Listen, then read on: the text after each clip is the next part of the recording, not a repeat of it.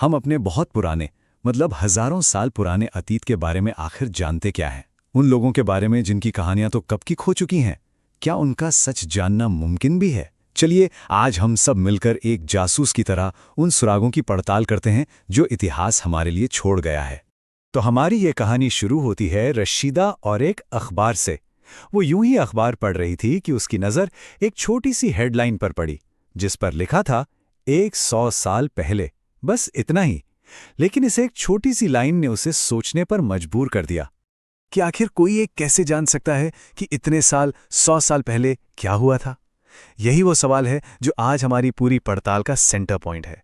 तो चलिए अपनी जासूसी वाली नजरें तेज करते हैं और इस रहस्य की तह तक जाते हैं। तो पहला पड़ाव 100 साल पुराना सवाल। हमारी तहकीकात इसी एक बुनियादी सवाल से शुरू होती है कि हम गुजरे हुए कल के बारे में कैसे जान सकते हैं।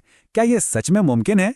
असल में इतिहास को पढ़ना एक तरह की जासूसी ही है, और इतिहासकार वो उन जासूसों की तरह हैं जो अतीत के बिखरे हुए सुरागों को एक एक करके जोड़ते हैं और एक पूरी कहानी हमारे सामने रखते हैं।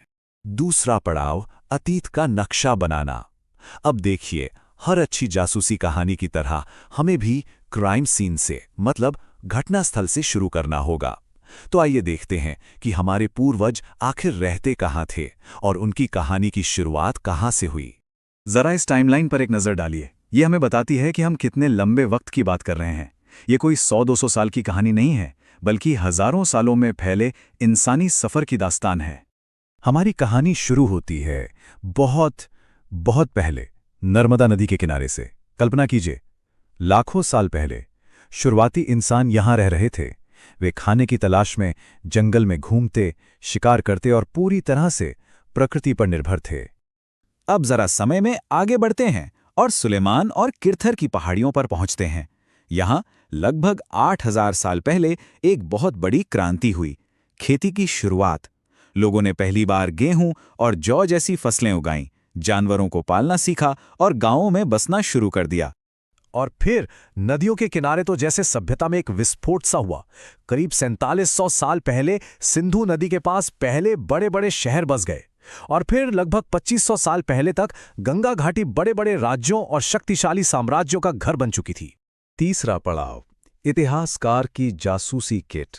अच्छा, तो हमने घटनास्थल तो देख लिया। अब एक जासूस को क्या चाहिए? बिल्कुल सही, सुराग।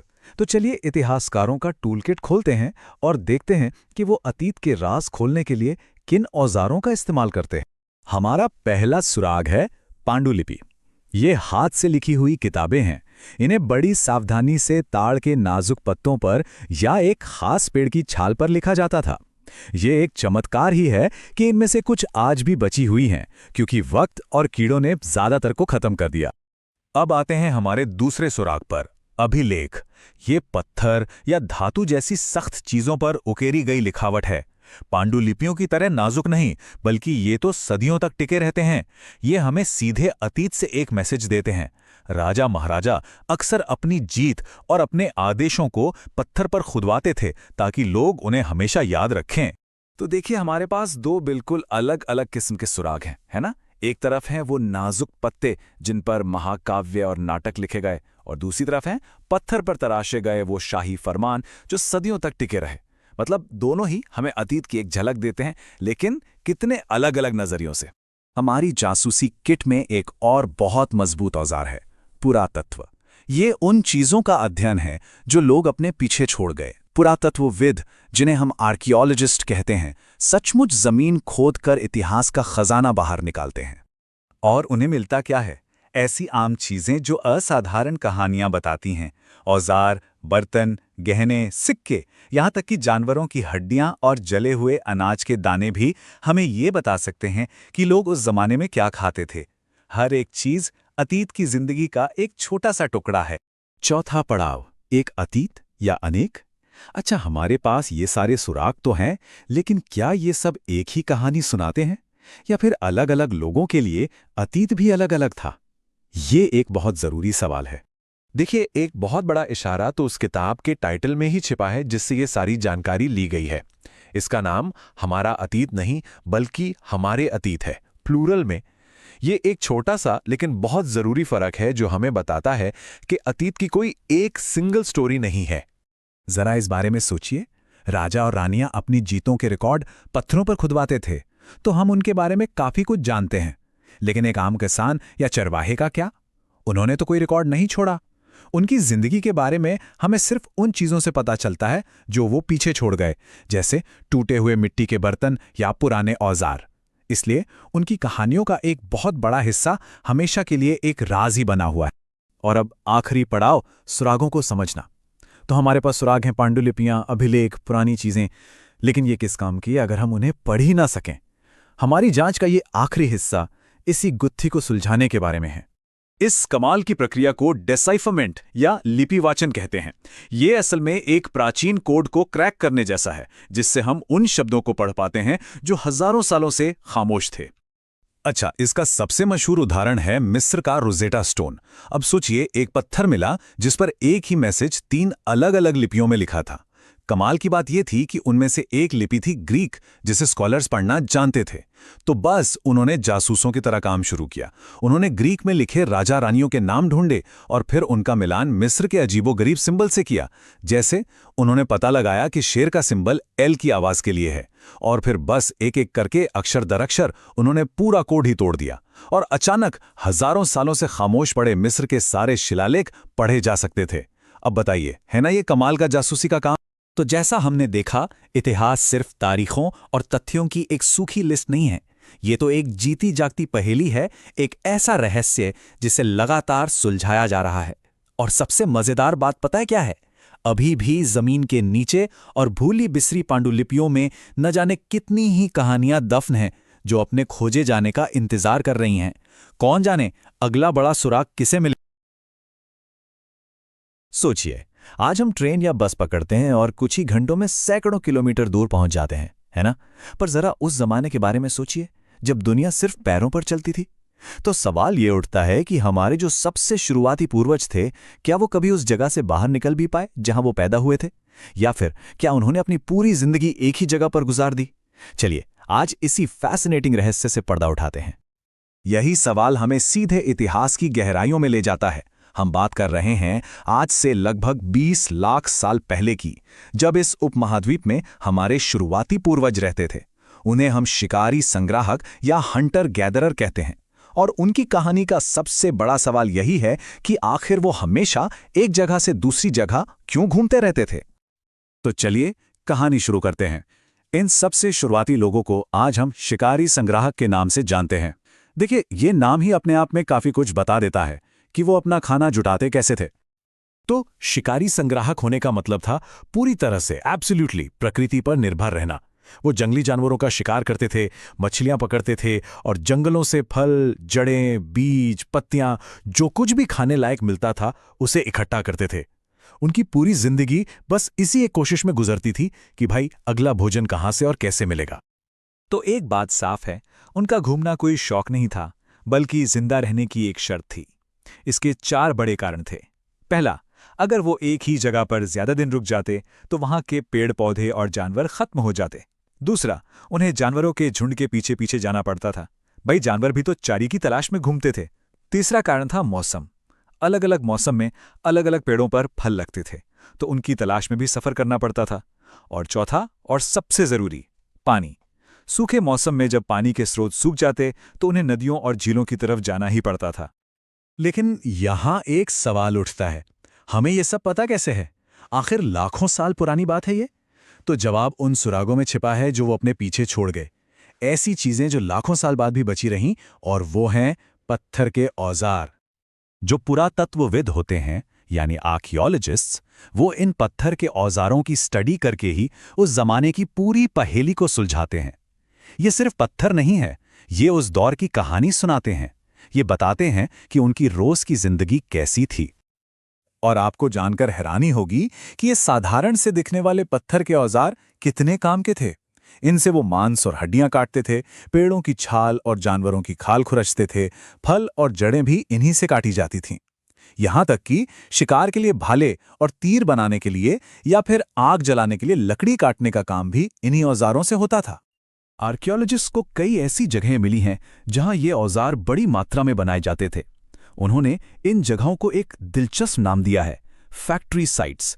इन साइट्स की पहचान करना आसान है, क्योंकि वहां पर पत्थर के बड़े बड़े टुकड़े, बनाते बनाते खराब हो गए औजार और पत्थर की छोटी छोटी छिपटियां बिखरी मिलती हैं।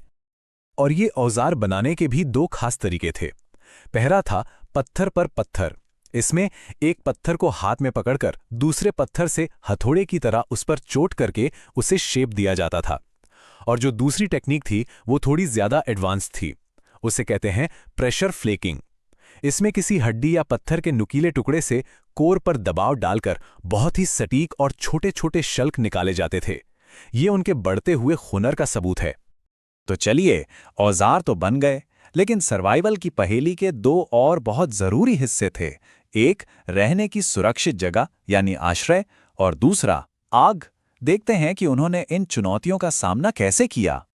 तो रहने के लिए उन्होंने प्राकृतिक गुफाओं और चट्टानों के नीचे की जगहों को चुना। ये जगहें उन्हें तेज बारिश, चिलचिलाती धूप और तूफानी हवाओं से बचाती थीं। जैसे आज के मध्य प्रदेश में भीमबेटका की गुफाएं, जो नर्मदा घाटी के पास हैं, वो ऐसी ही एक बेहतरीन जगह थी। और फिर आती है आग, एक ऐसी खोज जिसने सचमुच सब कुछ बदल दिया। पर सवाल वही है, आर्कियोलॉजिस्ट को कैसे पता चला कि ये शुरुआती लोग आग का इस्तेमाल करना जानते थे? इसका क्या सबूत है? इसका सुराग मिला कुरनूल की गुफाओं में। वहां पे पुरातत्वविदों को राख के निशान मिले हैं, और जहां राख है वहां आग जरूर रही होगी। ये एक पक्का सबूत है कि उस जमाने के लोग आग जलाना और उसे इस्तेमाल करना सीख चुके थे। जरा सोचिए, आग ने उनकी दुनिया कैसे बदल दी होगी। अंधेरे में रोशनी मिल गई, मांस को पकाकर खाना शुरू किया, जिससे वो ज्यादा पौष्टिक और सुरक्षित हो गया। और शायद सबसे बड़ी बात, आग की मदद से वो खतरनाक जंगली जानवरों को खुद से दूर रख पाते थे। आग उनके लिए सुरक्षा और पोषण दोनों का जरिया बन गई थी। लेकिन हमारे पूर्वजों की कहानी सिर्फ जिंदा रहने के संघर्ष की कहानी नहीं है। उनके अंदर कला, संस्कृति और खुद को एक्सप्रेस करने की पहली चिंगारियां भी थीं। मध्य प्रदेश और दक्षिणी उत्तर प्रदेश की कई गुफाओं की दीवारों पर आज भी उनकी बनाई हुई पेंटिंग्स मौजूद हैं। इन पेंटिंग्स में उन्होंने जंगली जानवरों को बड़ी ही सटीकता और कलाकारी से बनाया है। ये दिखाता है कि वो सिर्फ शिकारी नहीं थे, वो कलाकार भी थे। और अब एक हैरान कर देने वाली बात, क्या आपको पता है कि पुरापाषाण काल में यानी पेलियोलिथिक पीरियड में भारत में शुतुरमुर्ग हुआ करते थे? जी हां, इसका पक्का सबूत महाराष्ट्र के पाटणे नाम की जगह पर मिला है, जहां शुतुरमुर्ग के अंडों के छिलके बड़ी तादाद में मिले हैं। और बात यहीं खत्म नहीं होती। दिलचस्प ये है कि वो इन अंडों के छिलकों का इस्तेमाल सिर्फ खाने के लिए नहीं करते थे। कुछ छिलकों पर डिजाइन उकेरे गए हैं और कुछ से तो मनके यानी बीड्स भी बनाए गए थे। ये दिखाता है कि उनमें कला और सजने संवरने की समझ पैदा हो रही थी। तो अब तक हमने जिस लंबे दौर की बात की है, वो इंसान के इतिहास का एक बहुत बहुत बड़ा हिस्सा है। इसे ठीक से समझने के लिए चलिए इसे एक टाइमलाइन पर रखकर देखते हैं कि यह कितना विशाल था। आर्कियोलॉजिस्ट इस पूरे लंबे समय को पाषाण युग या स्टोन एज कहते हैं।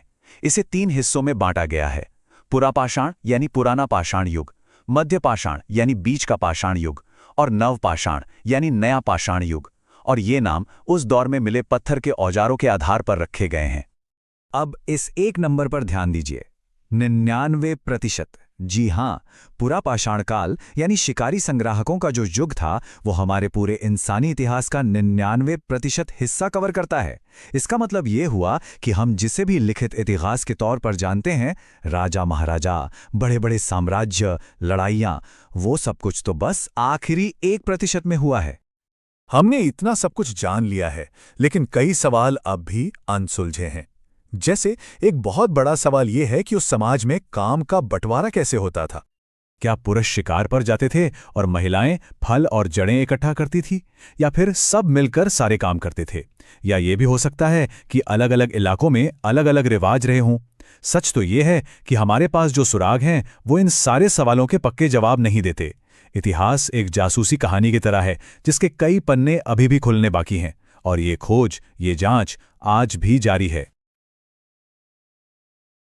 तो आज हम बात करने वाले हैं इंसानियत के इतिहास के एक ऐसे मोड़ की जिसने सब कुछ बदल दिया। जी हाँ, हम उस दौर में जा रहे हैं जब हमने भोजन का पीछा करना छोड़कर उसे उगाना सीख लिया। चलिए इस जबरदस्त सफर की शुरुआत करते हैं। जरा सोचिए, आज तो बस ऐप खोला और खाना दरवाजे पर हमेशा से ऐसा नहीं था। एक वक्त था जब हर निवाला एक चुनौती था, एक शिकार था। मतलब आपका खाना आपसे दूर भाग रहा होता था। तो सवाल ये है कि इतना बड़ा बदलाव ये हुआ कैसे? शिकार करते करते हम किसान कैसे बन गए? यही वो सवाल है जो हमें कृषि क्रांति की दहलीज पर ले आता है। एक ऐसा मोड़ जिसने हमेशा के लिए हमारी दुनिया को बदल दिया। तो चलिए इस कहानी की परतों को एक एक करके खोलते हैं। हाँ, तो सबसे पहले ये समझना जरूरी है कि ये कोई एक दिन में नहीं हुआ। ऐसा नहीं था कि किसी को अचानक सपना आया और अगले दिन से खेती शुरू हो गई। नहीं, ये हजारों सालों की एक बहुत धीमी प्रक्रिया थी। हमारे पूर्वज बस प्रकृति को बहुत गौर से देख रहे थे और उससे सीख रहे थे। हमारे पूर्वजों ने एक तरह से कहें तो एक वैज्ञानिक की तरह काम किया। उन्होंने देखा, अच्छा ये खाने वाले पौधे यहाँ उगते हैं। फिर उन्होंने गौर किया कि कैसे बीज डालियों से टूटकर जमीन पर गिरते हैं और फिर उन्हीं गिरे हुए बीजों से नए पौधे उगाते हैं। बस ये देखकर उन्होंने इन पौधों को चिड़ियों और जानवरों से बचाना शुरू कर दिया। उनकी देखभाल की ताकि बीज अच्छे से पक सकें। और इसी सीखने की पूरी प्रक्रिया को हम कहते हैं डोमेस्टिकेशन, मतलब पालतू बनाना। और हाँ, ये सिर्फ जानवरों के लिए नहीं था, पौधों को भी पालतू बनाया गया और यहीं से खेती और पशुपालन की असली नींव पड़ी। अच्छा, तो एक बार जब इंसानों ने ये बेसिक चीज समझ ली ना, तो उन्होंने सिर्फ प्रकृति से लेना बंद कर दिया।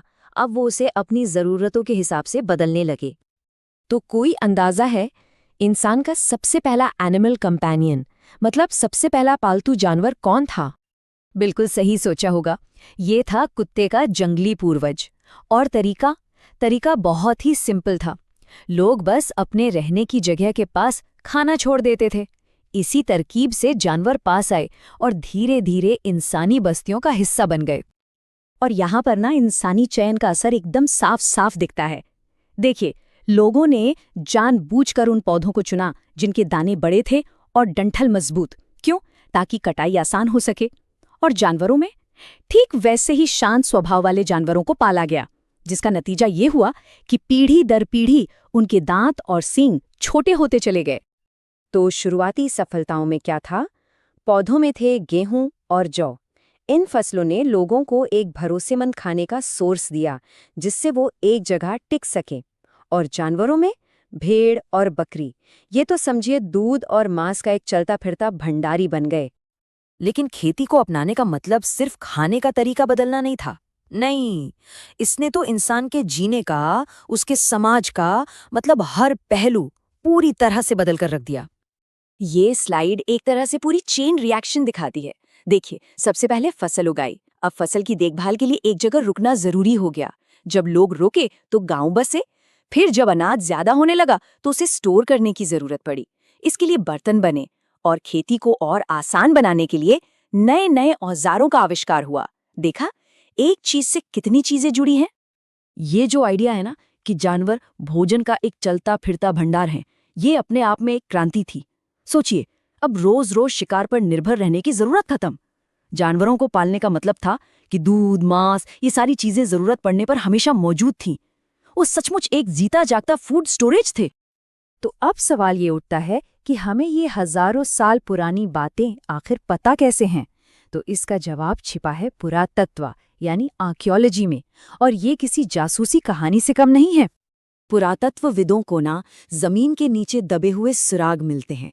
क्या क्या मिलता है? जैसे जले हुए अनाज के दाने, इनसे पता चलता है कि वो क्या खाते थे। या फिर जानवरों की हड्डियां, जिनसे जंगली और पालतू जानवरों के बीच का फर्क पता चलता है। और भी बहुत कुछ, झोपड़ियों के निशान, पत्थर के औजार, मिट्टी के बर्तन।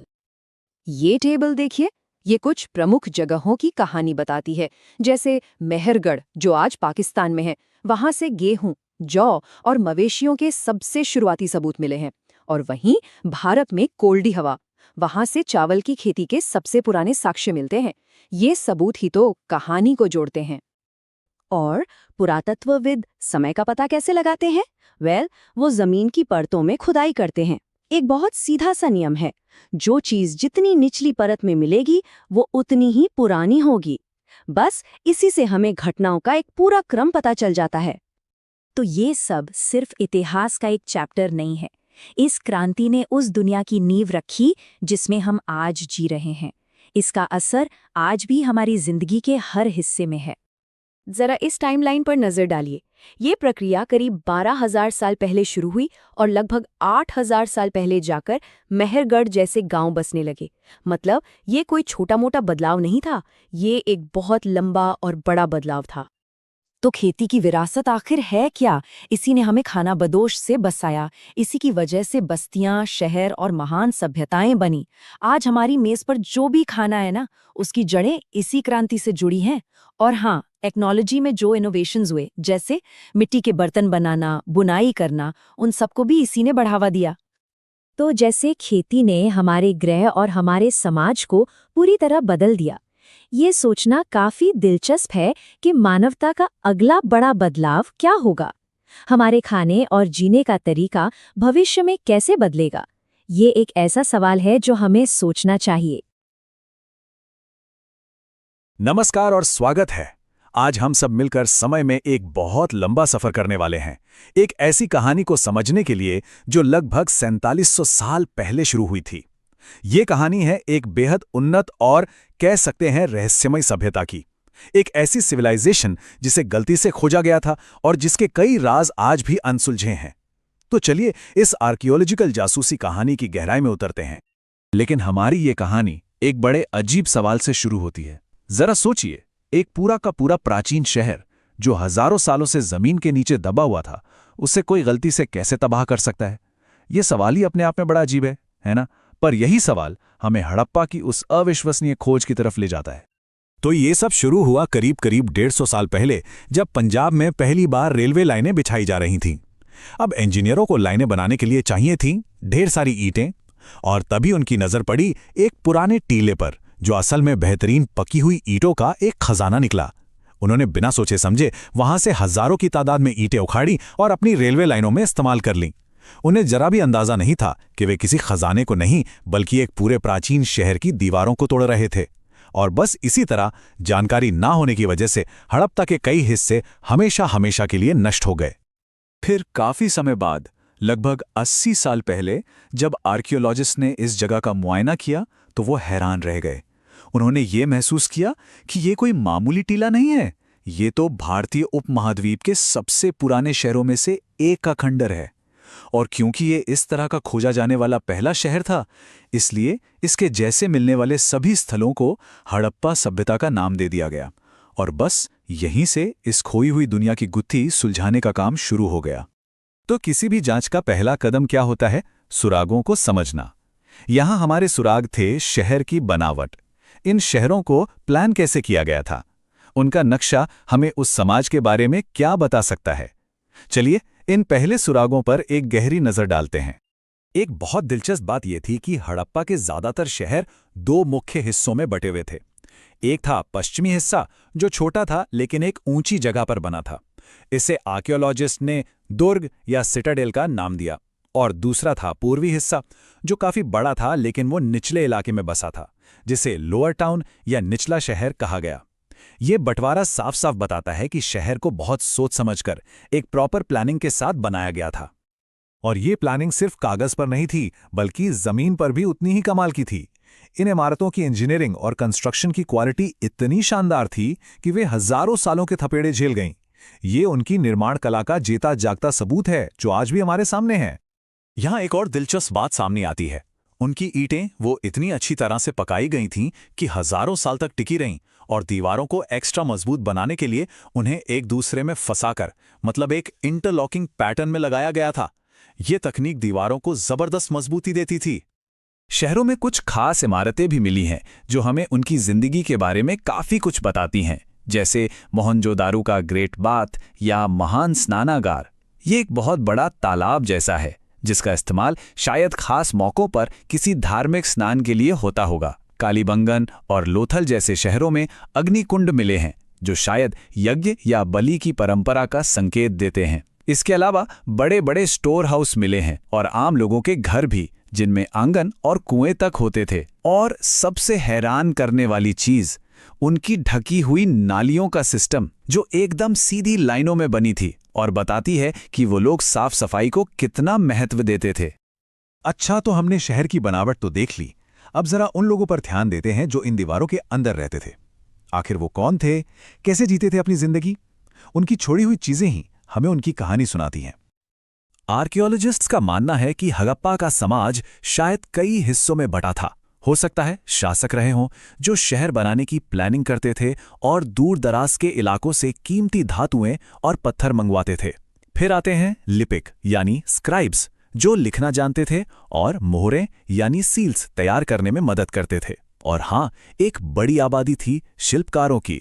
इसमें पुरुष और महिलाएं दोनों शामिल थे, जो अपने घरों या स्पेशल वर्कशॉप्स में तरह तरह की कमाल की चीजें बनाते थे।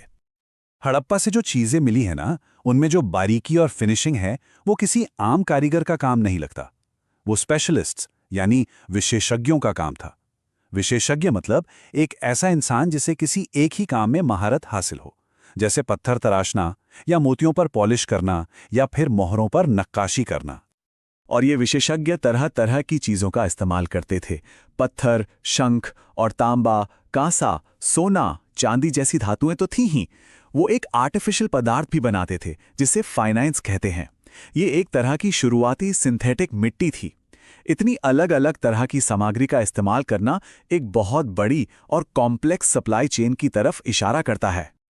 उनके क्राफ्ट्समैनशिप का एक बेहतरीन नमूना है ये खूबसूरत लाल पत्थर कारेलियन से बने मनके या बीड्स। सोचिए, पत्थर को काटना, उसे आकार देना, फिर उसे चमकाना और उसके बाद उसके बीच में एक बारीक सा छेद करना, ये सब यकीनन किसी विशेषज्ञ शिल्पकार का ही काम हो सकता था। इसी तरह चर्ट नाम के एक पत्थर से बने ये बाट भी देखिए, कितने सटीक तरीके से इन्हें तराशा गया है। इनका इस्तेमाल शायद कीमती पत्थरों या धातुओं को तौलने के लिए किया जाता होगा। मतलब एक एडवांस्ड ट्रेड सिस्टम का सीधा सीधा सबूत। और फिर आती हैं पत्थर की बनी ये मोहरें। इन पर जानवरों के चित्र बने हैं और साथ में एक ऐसी भाषा में कुछ लिखा है जिसे आज तक कोई भी पढ़ नहीं पाया है। जी हाँ, ये हड़प्पा सभ्यता के सबसे बड़े रहस्यों में से एक है। तो अब हम अपनी जांच का दायरा थोड़ा और बढ़ाते हैं। ये शहर अकेले नहीं थे, बल्कि वे व्यापार और रिसोर्स इकट्ठा करने के एक बहुत बड़े नेटवर्क का हिस्सा थे। चलिए इस नेटवर्क को समझने की कोशिश करते हैं। इस नेटवर्क को समझने के लिए हमें रॉ मटेरियल्स यानी कच्चे माल के कॉन्सेप्ट को समझना होगा। कच्चा माल वो चीजें होती हैं जो या तो हमें नेचर से मिलती हैं या फिर जिन्हें किसान उगाते हैं और फिर उनसे फाइनल गुड्स यानी तैयार चीजें बनाई जाती हैं। और उनकी पहुंच बहुत दूर तक थी। वाकई में वे आज के राजस्थान और यहां तक कि पश्चिम एशिया के ओमान से तांबा मंगाते थे। टिन आता था अफगानिस्तान और ईरान से, सोना आता था दूर कर्नाटक से और कीमती पत्थर गुजरात, ईरान और अफगानिस्तान से लाए जाते थे। ये तो एक तरह का इंटरनेशनल ट्रेड नेटवर्क था। तो अब सवाल ये उठता है कि इतनी लंबी लंबी दूरियों तक ये सारा सामान आखिर कैसे पहुंचाया जाता था? उनके पास ट्रांसपोर्टेशन के क्या साधन थे? इसके सुराग हमें मिलते हैं खिलौनों और मोहरों से। आर्कियोलॉजिस्ट को मिट्टी की बनी खिलौना गाड़ियां मिली हैं। इससे क्या पता चलता है? यही कि वो जमीन पर बैलगाड़ियों का इस्तेमाल करते थे। और वहीं कुछ मोहरों पर नाव और जहाज़ों के चित्र बने हैं, जो ये बताता है कि वो व्यापार के लिए नदियों और समंदर के रास्तों का भी इस्तेमाल करते थे। और अब हम आते हैं इस कहानी के आखिरी और सबसे दिलचस्प हिस्से पर, इस सभ्यता के अचानक गायब हो जाने का रहस्य। आखिर ये सारे लोग, ये पूरा समाज कहाँ चला गया? ये टाइमलाइन हमें दिखाती है कि ये सभ्यता कितने लंबे समय तक चली। करीब 4700 साल पहले इन महान शहरों की शुरुआत हुई थी, लेकिन लगभग 3900 साल पहले अचानक सब कुछ बदलने लगा और ये महान सभ्यता अपने अंत की ओर बढ़ने लगी। इसके पुरातात्विक सबूत एकदम साफ हैं। लोगों ने धीरे धीरे इन शहरों को छोड़ना शुरू कर दिया। लिखाई, मोहरें और बाट, इन सब का इस्तेमाल बंद हो गया। दूर दराज से आने वाला कच्चा माल भी मिलना बंद हो गया। मोहनजोदड़ो में तो सड़कों पर कचरा जमा होने लगा, ड्रेनेज सिस्टम ठप हो गया और जो नए घर बने वो पहले की तरह शानदार और प्लानिंग के साथ नहीं बने थे। तो सवाल वही है, आखिर ऐसा हुआ क्यों? देखिए, एक्सपर्ट्स के पास कई थ्योरीज हैं, लेकिन कोई एक पक्का जवाब नहीं है। कुछ का मानना है कि नदियां सूख गईं, कुछ कहते हैं कि ईंटें पकाने और तांबा गलाने के लिए इतनी ज्यादा लकड़ी जलाई गई कि जंगल ही खत्म हो गए। कुछ इलाकों में शायद भयानक बाढ़ आई होगी, या ये भी हो सकता है कि शासकों का कंट्रोल खत्म हो गया और पूरा समाज ही बिखर गया। लेकिन इनमें से कोई भी एक वजह सभी शहरों के अंत को नहीं समझा पाती। और यहीं पर हम इस कहानी को एक बहुत ही ज़रूरी सवाल के साथ छोड़ते हैं। एक सिविलाइजेशन जो शहर बनाने में, इंजीनियरिंग में, ट्रेड में इतनी एडवांस थी, वो समय के साथ लगभग गायब ही हो गई। उसकी कहानी, उसका उदय और उसका पतन हमें आज अपने समाज और अपने भविष्य के बारे में क्या सिखा सकता है, ये एक ऐसा रहस्य है जो आज भी हमें सोचने पर मजबूर करता है। सोचिए, एक ऐसी दुनिया जो 3000 साल से भी ज्यादा पुरानी है। अब वहां से कोई हमसे बात करने के लिए तो है नहीं, तो फिर उनकी कहानियां हम तक पहुंचती कैसे हैं? आज हम इसी रात से पर्दा उठाएंगे, देखते हैं कि गुजरा हुआ कल हमसे कैसे बात करता है। ये सवाल ना एक बहुत बड़ी पहेली जैसा है, जिसके टुकड़े वक्त के साथ इधर उधर बिखर गए हैं। तो जो इतिहास के जासूस होते हैं, मतलब हमारे इतिहासकार, वो इन बिखरे हुए टुकड़ों को जोड़कर एक पूरी तस्वीर बनाते कैसे हैं? चलिए इसी को समझते हैं। देखिए, इसके लिए ना उनके पास दो मुख्य तरह के सुराग होते हैं। पहला, वो कहानियां जो लोगों ने तब सुनाई थी, जो उनके शब्दों में आज भी जिंदा हैं। और दूसरा, वो सब चीजें जो वो जमीन में पीछे छोड़ गए, जो भले ही खामोश है पर कहती बहुत कुछ है। तो चलिए एक एक करके इन सुरागों की पड़ताल करते हैं। तो सबसे पहले चलते हैं पहले सुराग की तरफ। ये वो सुराग है जो हमें शब्दों से मिलता है। हम उपमहाद्वीप के सबसे पुराने, सबसे पवित्र ग्रंथों की दुनिया में एक डुबकी लगाएंगे और देखेंगे कि आखिर वो उस दौर के बारे में हमें क्या-क्या बताते हैं। और ये है ऋग्वेद। इसे सिर्फ एक किताब मत समझिए, ये तो एक टाइम कैप्सूल जैसा है। इसके अंदर 1000 से भी ज्यादा भजन यानी सूक्त हैं, और ये भजन रचे गए थे अंदाजन 3500 साल पहले। सीधे उस दौर में ले जाते हैं हमें। अब इसमें एक बहुत ही दिलचस्प बात है, वो ये है कि ऋग्वेद को सदियों तक लिखा ही नहीं गया था। हाँ, ये एक मौखिक परंपरा थी। ऋषि इन भजनों को बनाते थे और उनके छात्र वो बड़े ध्यान से इन्हें याद करते थे, एक एक शब्द, और फिर पीढ़ी दर पीढ़ी सुनाते रहते थे। इस तरह की जो पांडुलिपियां हैं, उन पर तो ये बहुत बहुत बाद में लिखा गया। ये भजन सिर्फ प्रार्थनाएं नहीं थे, बल्कि उस जमाने की जिंदगी में झांकने की खिड़कियां थे। जरा ये संवाद देखिए। यहाँ एक ऋषि नदियों से बात कर रहे हैं। इससे हमें रथों और गाड़ियों के बारे में पता चलता है, मतलब उनकी रोजमर्रा की जिंदगी की एक झलक मिलती है। तो जब हम इन सारे भजनों को एक साथ जोड़कर देखते हैं ना, तो एक तस्वीर सामने आती है। एक ऐसे समाज की तस्वीर जहां मवेशी और घोड़े दौलत की निशानी थे, जहां लड़ाइयां जमीन, पानी और पशुओं के लिए होती थीं, और जहां नेता पैदा नहीं होते थे बल्कि अपनी काबिलियत से चुने जाते थे। तो ये था किताबों से मिला हमारा पहला सुराग। चलिए अब वक्त है दूसरे सुराग का। शब्दों की दुनिया से निकलकर अब हम उन खामोश गवाहों के पास चलते हैं जो जमीन के नीचे दफन हैं। इन्हें कहते हैं महापाषाण, यानी बड़े पत्थर। लेकिन ये सिर्फ पत्थर नहीं है, ये प्राचीन कब्रों के ऊपर बने हुए स्मारक है। जरा सोचिए, लगभग 3000 साल पहले लोगों ने इतने बड़े बड़े पत्थर खड़े क्यों किए होंगे, और ये पूरे उपमहाद्वीप में अलग अलग जगहों पर क्यों मिलते हैं? अक्सर ये कब्रें जमीन के नीचे होती थीं, जैसे कि ये सिस्ट, जिसमें अंदर जाने के लिए एक पोर्ट होल भी बना हुआ है। और इन कब्रों के अंदर से पुरातत्वविदों को ऐसी चीजें मिलती हैं जो उस जमाने के तकनीक के बारे में बताती हैं। मिसाल के तौर पर ये लोहे का खंजर। इससे साफ पता चलता है कि उस वक्त के लोग लोहे का इस्तेमाल करना जानते थे। इन कब्रों से जो भी मिलता है ना, हर चीज एक कहानी बताती है। खास तरह के मिट्टी के बर्तन, लोहे के हथियार, और तो और सोने के गहने भी। ये सारी चीजें हमें इशारा करती हैं कि वो लोग किन चीजों को अहमियत देते थे और उनकी जिंदगी कैसी थी। तो अब हमारे पास दोनों सुराग हैं, किताबें भी और कब्रें भी। तो ये दोनों मिलकर हमें क्या बताते हैं? चलिए देखते हैं कि ये कब्रें वहाँ के सामाजिक ढांचे के बारे में क्या राज खोलती हैं। हर कब्र एक जैसी नहीं थी, बिल्कुल नहीं, और यही फर्क हमें उनके सामाजिक दर्जे के बारे में बताता है। जैसे ब्रह्मगिरी में एक कंकाल के साथ 33 सोने के मनके और 4 तांबे की चूड़ियां दफनाई गई थी। जबकि दूसरी कब्रों में बस कुछ मिट्टी के बर्तन मिले। तो ये साफ इशारा है ना कि कुछ लोग मुखिया थे और बाकी उनके अनुयायी। इनाम गांव में तो एक कब्र और भी खास है। यहाँ एक व्यक्ति को उस बस्ती के सबसे बड़े 5 कमरों वाले घर के आंगन में एक बहुत बड़े मिट्टी के जार में दफनाया गया था। अब जिस जगह और जिस तरह से उसे दफनाया गया, दोनों बातें इस तरफ इशारा करती हैं कि वो शख्स जरूर कोई बहुत महत्वपूर्ण मुखिया रहा होगा। तो चलिए अब इन दोनों सुरागों को, किताबों और कब्रों से मिली जानकारी को एक साथ रखते हैं और उस पुरानी दुनिया की एक ज्यादा पूरी तस्वीर बनाने की कोशिश करते हैं। ये समय रेखा देखिए, ये हमें इतिहास की इस पहेली को सही क्रम में जमाने में मदद करती है। गौर कीजिए, ऋग्वेद की रचना और इनाम गांव जैसी बस्तियों का बसना ये लगभग एक ही समय पर हो रहा था, और फिर कुछ सदियों के बाद ये महापाषाण बनाने का अनोखा रिवाज शुरू हुआ। तो यहाँ सबसे अहम बात क्या निकल कर आती है? ऋग्वेद के शब्द हमें ऐसे राजाओं के बारे में बताते हैं जिनके पास ना महल थे, न बड़ी सेनाएं, वो बस मवेशियों और जमीन के लिए लड़ते थे।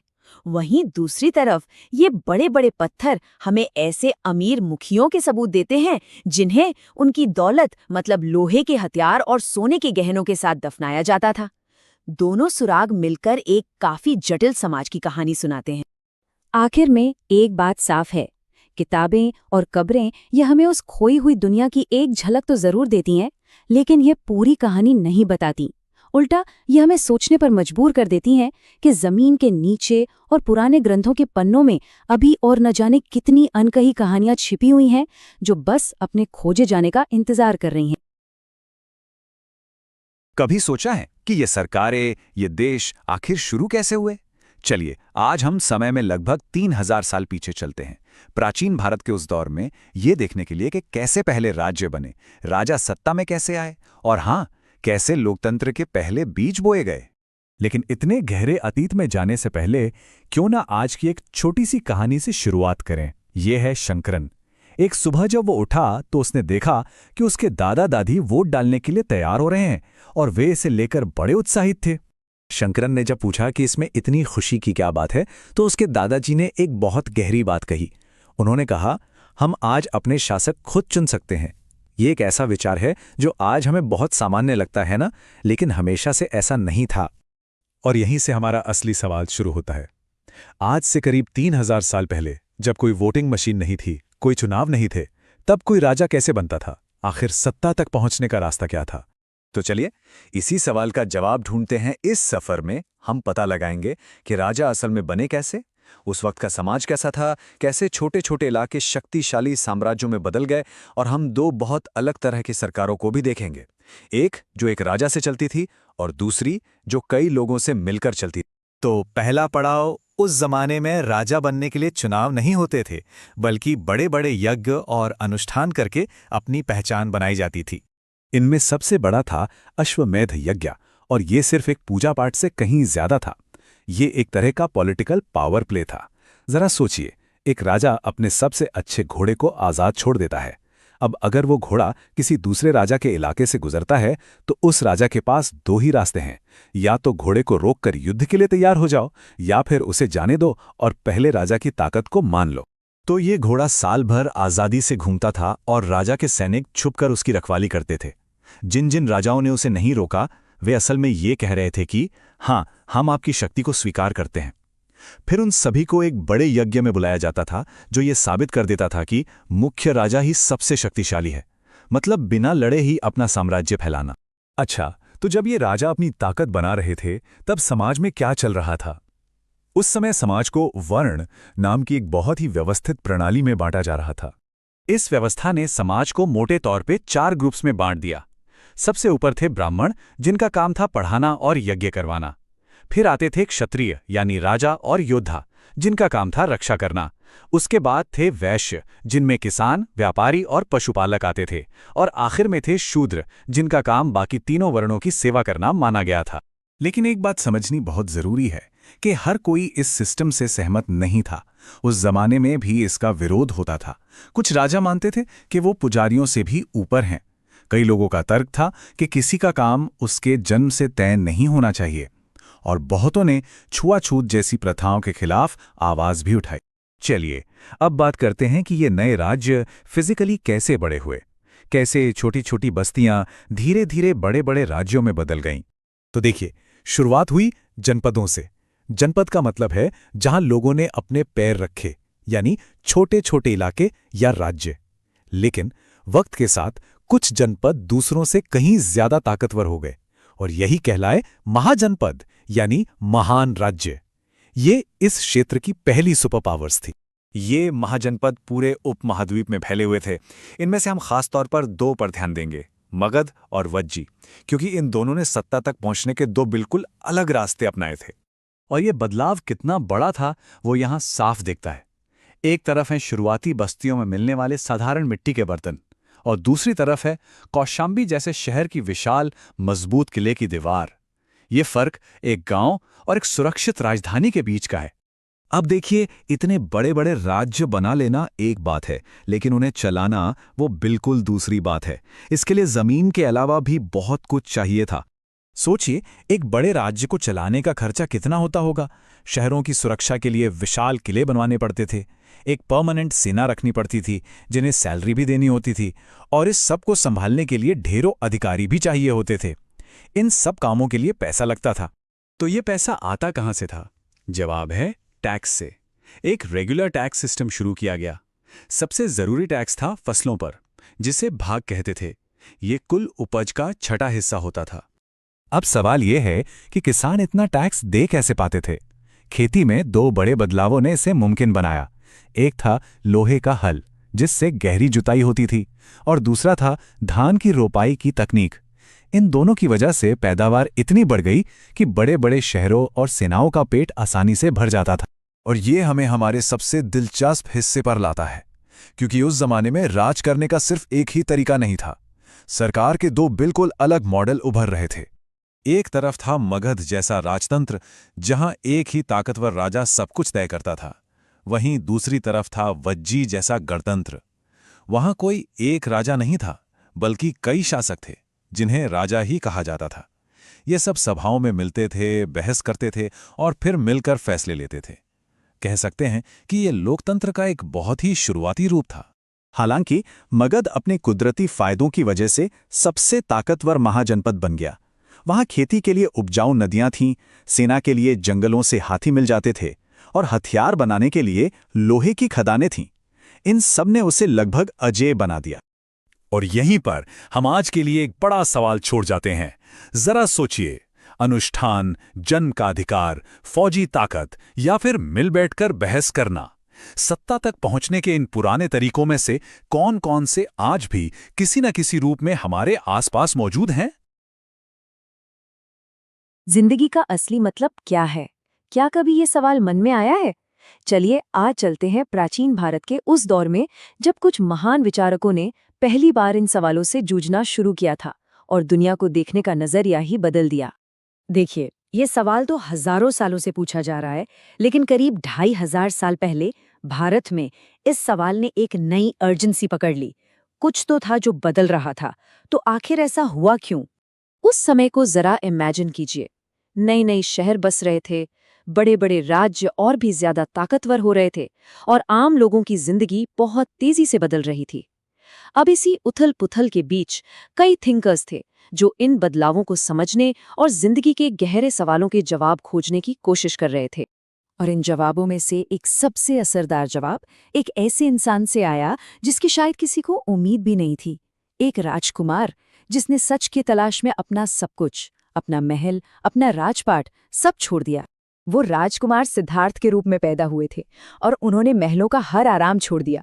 सालों तक भटकने और कठोर तपस्या के बाद आखिरकार उन्हें बोधगया में एक पीपल के पेड़ के नीचे ज्ञान मिला, और यहीं से उनकी यात्रा शुरू हुई बुद्ध बनने की, यानी वो जिसे ज्ञान मिल गया हो। बुद्ध ने सिखाया कि हमारी जिंदगी में जो ये दुख है, ये जो बेचैनी है, इसकी एक जड़ है, एक मूल कारण है। और उस जड़ को उन्होंने एक नाम दिया, तन्हा। इसका मतलब है एक ऐसी प्यास जो कभी बुझती ही नहीं, और ज्यादा पाने की, और ज्यादा होने की एक ऐसी इच्छा जो हमें कभी भी संतुष्ट नहीं होने देती। तो फिर इसका हल क्या था? क्या महलों वाला ऐशो आराम? नहीं। या फिर शरीर को कष्ट देने वाली घोर तपस्या? बिल्कुल नहीं। बुद्ध ने एक मध्यम मार्ग दिखाया, मतलब हर चीज में बैलेंस और मॉडरेशन का रास्ता।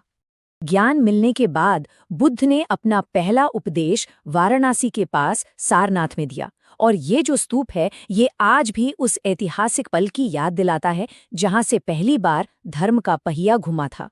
बुद्ध की जो टीचिंग थी वो सिर्फ बड़े बड़े सिद्धांत नहीं थे, वो इंसानी भावनाओं से गहरे जुड़े हुए थे। किसागो तमी की कहानी को ही लीजिए। एक माँ जिसका बच्चा गुजर गया था और वो दुख में डूबी हुई थी। जब उसे एक भी घर ऐसा नहीं मिला जहां कभी किसी की मौत ना हुई हो, तब उसे एक बहुत गहरा सच समझ आया कि दुख जिंदगी का एक हिस्सा है जो सबके जीवन में आता है। यही तो बुद्ध के सिखाने का तरीका था, किताबी ज्ञान नहीं बल्कि पर्सनल एक्सपीरियंस से मिली हुई समझ। अब लगभग उसी समय एक और राजकुमार वर्धमान महावीर भी इन्हीं सवालों से जूझ रहे थे, लेकिन उनकी यात्रा उन्हें एक अलग और शायद और भी ज्यादा कठोर रास्ते पर ले गई। बुद्ध की तरह ही महावीर ने भी सच की खोज के लिए घर छोड़ने की बात कही, लेकिन उनकी सारी शिक्षाओं का केंद्र एक ही था, एक सिंगल अनब्रेकेबल रूल, जिसे उन्होंने अपनी जिंदगी का आधार बना लिया।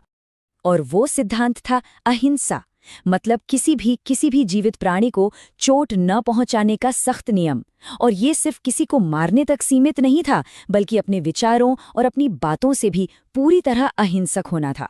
महावीर का संदेश बहुत सीधा लेकिन बहुत गहरा था।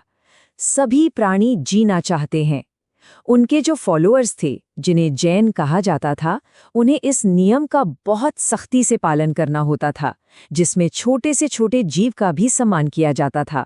बुद्ध और महावीर के अलावा कुछ और विचारक भी थे जो इन्हीं गहरे सवालों की पड़ताल कर रहे थे, लेकिन उनका तरीका अलग था। वो किसी एक गुरु को फॉलो करने के बजाय आपस में बातचीत और बहस के जरिए सच को खोज रहे थे। उन्होंने आत्मा यानी हमारी अपनी इंडिविजुअल सोल और ब्रह्मा यानी इस पूरे यूनिवर्स की यूनिवर्सल सोल जैसे कॉन्सेप्ट्स को समझा, और उनका आइडिया तो बिल्कुल रेवोल्यूशनरी था। वो ये था कि आखिर में ये दोनों अलग नहीं हैं बल्कि एक ही हैं। हमारी अपनी आत्मा उस बड़ी इसी यूनिवर्सल सोल का ही एक छोटा सा हिस्सा है। और इस एकता के गहरे आइडिया को समझाने के लिए उपनिषदों में एक बहुत ही पावरफुल कहानी है। उस भिखारी ने उन ऋषियों को सोचने पर मजबूर कर दिया कि उसे खाना ना देना असल में उसी यूनिवर्सल सोल को खाना देने से मना करना है जिसकी वो पूजा करते थे, क्योंकि वो भिखारी भी तो उसी सोल का एक हिस्सा था। इन रेवोल्यूशनरी आइडियाज़ का असर सिर्फ फिलॉसफी तक ही सीमित नहीं रहा, इन्होंने लोगों के जीने के तरीके को भी पूरी तरह से बदल दिया। जो लोग ज्ञान की तलाश में दुनिया छोड़ देते थे, उनके लिए मठ या समुदाय बने जिन्हें विहार कहा जाता था। भिक्षु और भिक्षुणियां इन शांत जगहों पर रहते थे, जैसे महाराष्ट्र की ये शानदार गुफाएं, और अपनी जिंदगी ध्यान और पढ़ाई में लगाते थे। तो अब आध्यात्मिक जीवन के लिए दो बड़े रास्ते सामने आए। एक था संघ, जो एक ऐसा कम्युनिटी था जिसमें जाति या लिंग का कोई भेद नहीं था, सबके लिए दरवाजे खुले थे। वहीं दूसरी तरफ थी आश्रम व्यवस्था, जो मुख्य रूप से उच्च वर्ण के पुरुषों के लिए थी, जिसमें जीवन को 4 हिस्सों में बांटा गया था और महिलाओं को वेद पढ़ने की इजाजत नहीं थी। 2500 साल बाद भी इन एंशिएंट थिंकर्स के सवाल, दुख क्या है, अहिंसा का रास्ता क्या है, इस यूनिवर्स में हमारी जगह क्या है, आज भी उतने ही रेलेवेंट हैं। उनकी लेगेसी उन विचारों में जिंदा है जो आज भी हमें चैलेंज करते हैं और इंस्पायर भी। जरा सोचिए, एक ऐसा सम्राट जो एक भयानक युद्ध जीतता है और फिर जश्न मनाने की जगह वो हमेशा के लिए अपने हथियार नीचे रख देता है ना अजीब बात। आज हम बात करेंगे इतिहास के उसी अनोखे शासक अशोक की। ये देखिए, ये जो शक्तिशाली छवि है ना, ये 2300 साल से भी ज्यादा पुरानी है, और कमाल की बात ये है कि आज भी हम सब इसे पहचानते हैं। इसे पत्थर को तराशकर बनाया गया था और सारनाथ में एक बहुत ऊंचे स्तंभ पे रखा गया था।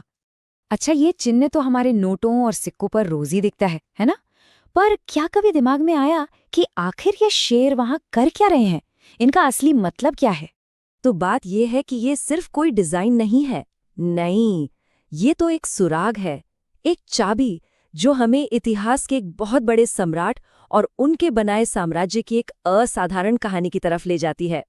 तो इस प्रतीक के पीछे की पूरी कहानी समझने के लिए हमें थोड़ा पीछे जाना होगा, उस जमाने में, उस महान साम्राज्य में जहां से ये शासक आया था। हम बात कर रहे हैं महान मौर्य साम्राज्य की। ये जो नक्शा देख रहे हैं ना, ये है मौर्य साम्राज्य, अपने वक्त के सबसे बड़े साम्राज्यों में से एक। पाटलिपुत्र, तक्षशिला, उज्जैन, ये सब इसके बड़े शहर थे। मतलब इसका दबदबा दूर दूर तक फैला हुआ था। हाँ, लेकिन एक बात समझनी होगी, एक साम्राज्य को चलाना किसी छोटे मोटे राज्य को चलाने जैसा नहीं होता। ये बहुत मुश्किल काम है। साम्राज्य बहुत बड़े होते हैं तो उन्हें बचाने के लिए चाहिए एक बहुत बड़ी सेना, और जाहिर है इतने बड़े इलाके पर राज करने के लिए पैसे, मतलब संसाधन, और बहुत सारे अधिकारी भी तो चाहिए होंगे। तो ये जो मौर्य वंश था, इसकी शुरुआत की थी चंद्रगुप्त मौर्य ने, आज से करीब 2300 साल पहले। उनके बाद आए उनके बेटे बिंदुसार, और फिर बिंदुसार के बेटे आए अशोक, जो इस वंश के सबसे प्रसिद्ध शासक बने। चलिए अब आते हैं अशोक की कहानी के उस निर्णायक मोड़ पर, एक ऐसा युद्ध जिसने सिर्फ अशोक को ही नहीं बल्कि पूरे इतिहास का रुख मोड़ दिया। अशोक अपने साम्राज्य को और भी फैलाना चाहते थे, और इसी चाह में उन्होंने हमला किया कलिंग पर। कलिंग यानी आज का जो तटीय उड़ीसा है, वो इलाका। और ये कोई मामूली लड़ाई नहीं थी, ये एक बहुत ही भयानक और क्रूर युद्ध था। इस लड़ाई में जो तबाही हुई उसका अंदाजा लगाना भी मुश्किल है। 1 लाख से ज्यादा, सोचिए, 1 लाख से ज्यादा लोग मारे गए और करीब करीब 1.5 लाख लोगों को कैदी बना लिया गया। ये जीत नहीं थी, ये एक तरह का नरसंहार था। इतनी हिंसा, इतना खून खराबा देखकर अशोक का दिल पूरी तरह से दहल गया। और ये जो सामने पढ़ रहे हैं ना, ये खुद अशोक के शब्द हैं, एक पत्थर पर लिखे हुए हैं। उन्होंने कहा कि इस तबाही ने मुझे दुख से भर दिया है, और मुझे लगता है कि लोगों को जबरदस्ती जीतने से कहीं बेहतर है उन्हें धम्म से जीतना। और बस यही एक बात, यही एक फैसला अशोक को इतिहास में सबसे अलग खड़ा कर देता है। वो दुनिया के इतिहास में अकेले ऐसे राजा हैं जिन्होंने एक जंग जीतने के बाद हमेशा के लिए लड़ना छोड़ दिया। तो युद्ध तो छोड़ दिया, पर अब राज कैसे करें? अशोक ने एक बिल्कुल नया रास्ता निकाला, एक नया तरीका अपनाया, जिसे उन्होंने नाम दिया धम्म का मार्ग। तो सवाल उठता है कि ये धम्म आखिर है क्या? देखिए, धम्म जो है वो संस्कृत के शब्द धर्म का प्राकृत रूप है, पर यहाँ इसका मतलब किसी पूजा पाठ या धार्मिक कर्मकांड से नहीं था। ये तो बस जीने का एक सही तरीका था, एक नैतिक संहिता, कुछ नैतिक नियम थे। अशोक का सोचना था कि जैसे एक पिता अपने बच्चों को अच्छी बातें सिखाता है, वैसे ही राजा का फर्ज है अपनी प्रजा को सही राह दिखाना। और ये विचार उन्हें गौतम बुद्ध की शिक्षाओं से मिला था। उन्हें लगा कि धम्म के जरिए समाज की जो परेशानियां हैं, जैसे धर्म को लेकर लड़ाई झगड़े, उन्हें सुलझाया जा सकता है। धम्म के जो संदेश थे वो बहुत ही सरल और व्यवहारिक थे, जैसे अपने दासों और नौकरों के साथ अच्छा व्यवहार करो, अपने से बड़ों की इज्जत करो, हर जीव के प्रति दया रखो, और जो कि बहुत जरूरी था, सभी धर्मों का सम्मान करो। अब अशोक ने सिर्फ सोचा ही नहीं, इस विचार को फैलाने के लिए पूरा प्लान बनाया। पहला कदम, उन्होंने धम्म महामत्त नाम के अधिकारी नियुक्त किए, जिनका काम ही था घूम घूम कर लोगों को ये बातें सिखाना। दूसरा, उन्होंने अपने संदेशों को पत्थर के खंभों और चट्टानों पर खुदवा दिया ताकि सब पढ़ सके। और तीसरा, उन्होंने अपने दूतों को सिर्फ अपने साम्राज्य में ही नहीं, बल्कि सीरिया, मिस्र, ग्रीस और श्रीलंका जैसे दूर दूर के देशों में भी भेजा। ठीक है, तो ये तो हुई इतिहास की बात। अब वापस आज में आते हैं और देखते हैं कि अशोक की ये पूरी कहानी आज हमारे लिए महत्वपूर्ण क्यों है। देखिए, अशोक का वो शेरों वाला स्तंभ, वो आज हमारा राष्ट्रीय प्रतीक है। और जिस ब्राह्मी लिपि में उनके संदेश लिखे गए थे, जानते हैं, उसी से हमारी आज की ज्यादातर लिपियां निकली हैं। देवनागरी, बंगाली, तमिल, ये सब। मतलब ये कमाल की बात है ना, हजारों साल गुजर गए, लेकिन हमारी जेब में पड़े सिक्कों से लेकर जो अक्षर हम लिखते हैं, उन सब पर सम्राट अशोक का असर आज भी जिंदा है। भारत के पहले प्रधानमंत्री जवाहरलाल नेहरू ने एक बहुत अच्छी बात कही थी। उन्होंने कहा था, उनके शिलालेख आज भी हमसे एक ऐसी भाषा में बात करते हैं जिसे हम समझ सकते हैं, और हम आज भी उनसे बहुत कुछ सीख सकते हैं। और ये बात आज भी कितनी सच है। आज जब हम दुनिया में इतनी लड़ाइयां और नफरत देखते हैं तो अशोक की कहानी हमें याद दिलाती है कि असली जीत किसी को हराने में नहीं, बल्कि सहिष्णुता, करुणा और शांति के रास्ते पर चलने में है। नमस्ते। कभी सोचा है कि कैसे एक मामूली सी धातु ने प्राचीन भारत का नक्शा ही बदल दिया? कैसे गांव खुशहाल हुए, बड़े बड़े शहर बस गए और ये सब दुनिया से जुड़ गया? आज हम उसी क्रांति की कहानी को समझने वाले हैं जिसकी शुरुआत हुई थी लोहे की धधकती भट्टियों से। चलिए, इस कहानी की शुरुआत के लिए एक सीन में चलते हैं। सोचिए, प्रभाकर नाम का एक लड़का है जो एक लोहार की दुकान पर बैठा है। चारों तरफ गर्मी है, हथौड़ों की टन टन की आवाज गूंज रही है। उसे शायद अंदाजा भी नहीं था, लेकिन वो अपनी आंखों के सामने इतिहास को बनते हुए देख रहा था। एक ऐसी टेक्नोलॉजी को आकार लेते देख रहा था जो सब कुछ बदल देने वाली थी। और हाँ, उसी दुकान में बन रहे थे कुल्हाड़ी और दराती जैसे बेहद साधारण दिखने वाले औजार। ये देखने में तो मामूली लग सकते हैं, पर असल में यही वो चिंगारी थे जिसने पूरे भारतीय उपमहाद्वीप में एक बहुत बड़ी क्रांति की आग लगा दी थी। तो बात है आज से करीब 2500 साल पहले की। लोहे का इस्तेमाल धीरे धीरे बढ़ रहा था और ये कोई मामूली बात नहीं थी। ये सिर्फ एक नई धातु का मिलना नहीं था, बल्कि एक नए दौर की शुरुआत थी जिसने खेती से लेकर समाज तक हर चीज की शक्ल बदल दी। तो ये क्रांति हुई कैसे? देखिए, ये एक चेन रिएक्शन की तरह था। सबसे पहले लोहे की मजबूत कुल्हाड़ियों से घने जंगलों को साफ किया गया और खेती के लिए जमीन तैयार हुई। फिर लोहे के फाल वाले हलों ने उस जमीन को पहले से कहीं ज्यादा गहराई तक और बेहतर तरीके से जोता। और फिर जब इसमें नहरों, कुओं और तालाबों से सिंचाई भी जुड़ गई तो नतीजा जबरदस्त। खेती की पैदावार में एक बहुत बड़ा उछाल आ गया। अब देखिए, जब खेतीबाड़ी में इतना बड़ा बदलाव आता है तो उसका असर सिर्फ खेतों तक नहीं रहता, वो पूरे समाज को बदल देता है। जैसे जैसे गांव अमीर होने लगे, एक नई तरह की सामाजिक व्यवस्था, एक नया सोशल स्ट्रक्चर बनने लगा। और ये जो सामाजिक ढांचा बना वो भी बड़ा दिलचस्प था। मतलब भारत के अलग अलग हिस्सों में अलग अलग तरह का समाज बन रहा था। उत्तर में ग्राम भुजक गांव के सबसे बड़े जमींदार और सबसे ताकतवर लोग थे। वहीं दक्षिण के तमिल इलाकों में यही रुतबा विल्ललार का था। पर एक चीज दोनों जगह एक जैसी थी, वो ये कि जिनके पास जमीन नहीं थी, जो मजदूर और दास थे, वो समाज में सबसे नीचे के पायदान पर थे। ये जो ग्राम भोजक था वो सिर्फ एक बड़ा जमींदार नहीं था, वो गांव की सबसे पावरफुल हस्ती था। उसका पद भी अक्सर खानदानी होता था, मतलब बाप के बाद बेटा। सोचिए जरा, एक ही आदमी राजा के लिए टैक्स वसूल रहा है, वही जज बनकर फैसले सुना रहा है और वही पुलिस का काम भी कर रहा है। उसके पास कितनी ताकत रही होगी। हाँ, लेकिन एक गांव का मतलब सिर्फ जमींदार और मजदूर तो नहीं होता है ना? वहां तो एक पूरा का पूरा इकोसिस्टम था। छोटे आजाद किसान थे जिन्हें गृहपति कहते थे, और उनके साथ साथ लोहार, कुम्हार, बढ़ई और बुनकर जैसे हुनरमंद कारीगर भी थे, जिनके बिना गांव का काम चल ही नहीं सकता था। तो नतीजा ये हुआ कि इतिहास में पहली बार गांव अपनी जरूरत से कई ज्यादा अनाज पैदा करने लगे। ये जो अधिशेष या सरप्लस था, यही वो ईंधन बना जिससे एक नए युग की शुरुआत हुई, और वो युग था नगरों और शहरों के बसने का।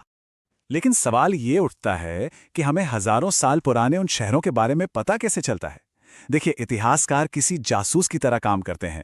वो कहानियों, मूर्तियों, जमीन के नीचे दबी चीजों जैसे अलग अलग सुरागों को जोड़कर अतीत की एक तस्वीर हमारे सामने रखते हैं। जैसे एक सुराग मिलता है कला से। जरा इस मूर्ति को देखिए, ये सांची की है। ये पत्थर पर उकेरी गई एक कहानी है जो हमें सीधे उस जमाने के शहर में ले जाती है। इसमें हमें दिखते हैं चहल पहल वाले बाजार, आते जाते लोग और यहां तक कि कई कई मंजिलों वाली इमारतें भी। अच्छा, कुछ सबूत तो जमीन के ऊपर मिलते हैं, कुछ जमीन के नीचे। पुरातत्वविदों को खुदाई में कई शहरों से ये वलय कूप मिले हैं। ये मिट्टी के बने गोल छल्ले हैं जिन्हें एक के ऊपर एक रखकर बनाया जाता था, और इनका इस्तेमाल टॉयलेट या कूड़ेदान या फिर नाली के तौर पर होता था। ये उस जमाने की सिटी प्लानिंग का एक पक्का सबूत है। और जहां व्यापार होता है वहां पैसा तो होगा ही। इसका सबसे बड़ा सबूत है सिक्के। पुरातत्वविदों को उस दौर के हजारों आहत सिक्के मिले हैं जो भारत के सबसे पुराने सिक्कों में गिने जाते हैं। जब हजारों सिक्के इस्तेमाल में हों तो यह साफ है कि इकोनॉमी बहुत मजबूत थी और बड़े पैमाने पर व्यापार हो रहा था। अर्थव्यवस्था इतनी ऑर्गेनाइज्ड हो चुकी थी कि कारीगरों और व्यापारियों ने अपनी यूनियन बना ली थी, जिन्हें श्रेणी कहा जाता था। ये श्रेणियां आज की बिजनेस एसोसिएशन जैसी थीं। ये ट्रेनिंग देती थीं, कच्चा माल खरीदती थीं, व्यापार को मैनेज करती थीं, और कमाल की बात तो ये है कि बैंक की तरह भी काम करती थी, जहां लोग पैसा जमा करवा सकते थे। तो अब तस्वीर साफ हो रही है। ये शहर सिर्फ अपने आप में बड़े नहीं हो रहे थे, ये तो एक बहुत बड़े इंटरनेशनल नेटवर्क का हिस्सा बन चुके थे। एक ऐसा नेटवर्क जो भारतीय उपमहाद्वीप को बाकी दुनिया से जोड़ रहा था।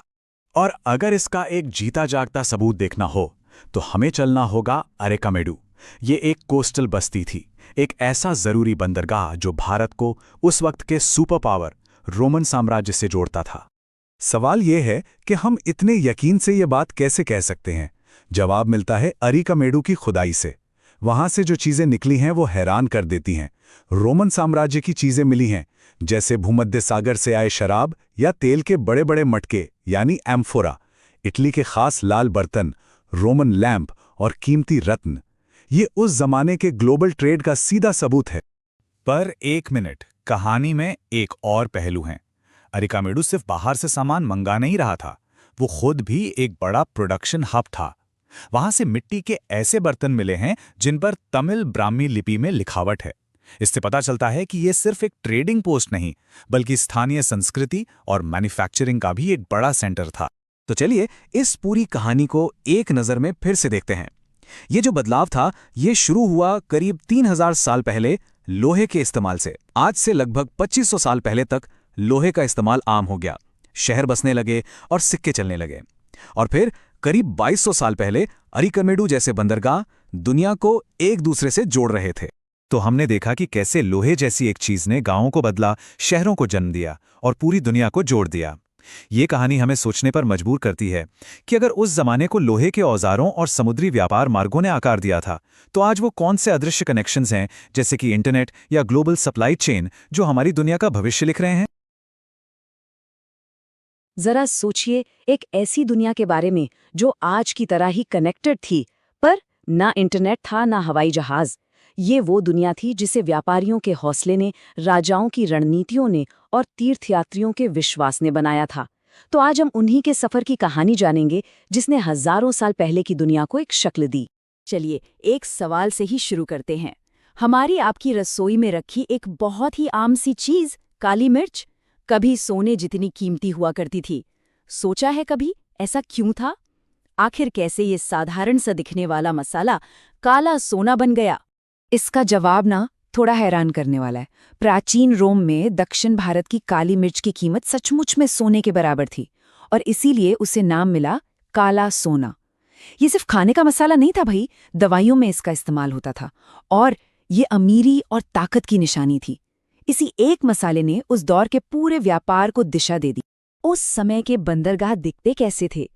एक पुरानी संगम कविता हमें भारत के पूर्वी तट पर पुहार बंदरगाह का एक नजारा दिखाती है। सोचिए जरा, तेज तरार घोड़े जहाजों से उतर रहे हैं, गाड़ियों में काली मिर्च की बोरियां लदी हुई हैं, और बाजारों में हिमालय से लाए गए रत्न और सोना चमक रहे हैं।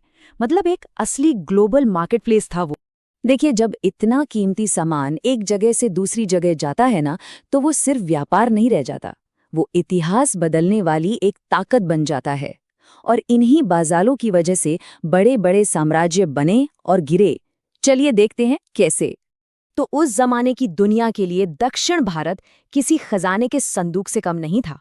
यहाँ से सोना, बेशकीमती पत्थर और सबसे बढ़कर काली मिर्च जैसे मसाले पूरी दुनिया में भेजे जाते थे। और यही वजह थी कि ये इलाका ग्लोबल ट्रेड का एक बड़ा सेंटर बन गया। लेकिन क्या इसका कोई सबूत है? अरे बिल्कुल है। पुरातत्वविदों को दक्षिण भारत में रोमन सोने के सिक्कों से भरे हुए कई खजाने मिले हैं। ये सिक्के इस बात का पक्का सबूत हैं कि भारत और रोम के बीच कितना जबरदस्त व्यापार होता था। ये सिक्के उस दौलत की कहानी बताते हैं जो इन मसालों के बदले भारत आ रही थी। अब जाहिर सी बात है, जहां इतनी दौलत होगी वहां पावर तो आएगी ही। इतने बड़े और फायदेमंद व्यापार को कंट्रोल करने के लिए शक्तिशाली शासकों का सामने आना तो तय था। तो अब हम जानेंगे उन राजाओं के बारे में जिन्होंने इन ट्रेड रूट्स पर राज किया। दक्षिण भारत में इन शासकों को एक खास नाम दिया गया, मूवेंदार। ये एक तमिल शब्द है जिसका मतलब होता है 3 मुखिया। ये थे चोल, चेर और पांड्य वंश के 3 शक्तिशाली परिवार, जिन्होंने मिलकर दक्षिणी समुद्री व्यापार पर अपना कब्जा जमा लिया था। और यहाँ पर यह देखना बड़ा दिलचस्प है कि पावर बंटी हुई कैसे थी। एक तरफ दक्षिण में समुद्री रास्तों पर मूवेंदार का राज था, तो दूसरी तरफ मध्य एशिया और उत्तर पश्चिम भारत के जमीनी रास्तों पर कुषाणों का कंट्रोल था। इसमें मशहूर सिल्क रूट भी शामिल था। मतलब 2 अलग-अलग शक्तियां, लेकिन मकसद एक ही था, व्यापार पर अपना दबदबा बनाए रखना। चलिए अब थोड़ा समय में आगे चलते हैं, लगभग 2000 साल पहले। ये वो दौर था जब कुषाणों ने उस समय के सबसे अहम व्यापार मार्ग सिल्क रूट पर अपना कंट्रोल कर लिया था। और ये वही समय था जब रोमन साम्राज्य में चीन के रेशम की मांग अपने चरम पर थी और कुषाण इस व्यापार के ठीक बीचों बीच बैठे थे। तो सवाल ये उठता है कि इन राजाओं को इन रास्तों से मिलता क्या था? जवाब सीधा सा है, पैसा और ताकत। वो व्यापारियों से टैक्स और कीमती तोहफे वसूलते थे और बदले में उन्हें लुटेरों से सुरक्षा देने का वादा करते थे। ये एक ऐसा सिस्टम था जिससे शासक लगातार अमीर और ज्यादा शक्तिशाली होते जा रहे थे। लेकिन इन रास्तों पर सिर्फ सामान ही नहीं चल रहा था। इन रास्तों पर सामान के साथ साथ कुछ और भी सफर कर रहा था, जो रेशम और मसालों से कहीं ज्यादा शक्तिशाली था, विचार और विश्वास। जब बौद्ध धर्म इन रास्तों से फैल रहा था ना, तो उसकी कला भी बदल रही थी, इवॉल्व हो रही थी। शुरुआती दिनों में बुद्ध को इंसान के रूप में नहीं दिखाया जाता था। उनकी मौजूदगी को सिंबल्स यानी प्रतीकों से दर्शाया जाता था। जैसे सांची की इस मूर्ति कला में देखिए, ये जो पीपल का पेड़ है, ये बुद्ध के ज्ञान का प्रतीक है। लेकिन फिर सब कुछ बदल गया। बौद्ध धर्म में महायान नाम की एक नई विचारधारा आई और इसके साथ ही कला में एक तरह की क्रांति आ गई। पहली बार बुद्ध की मूर्तियां बनाई जाने लगीं।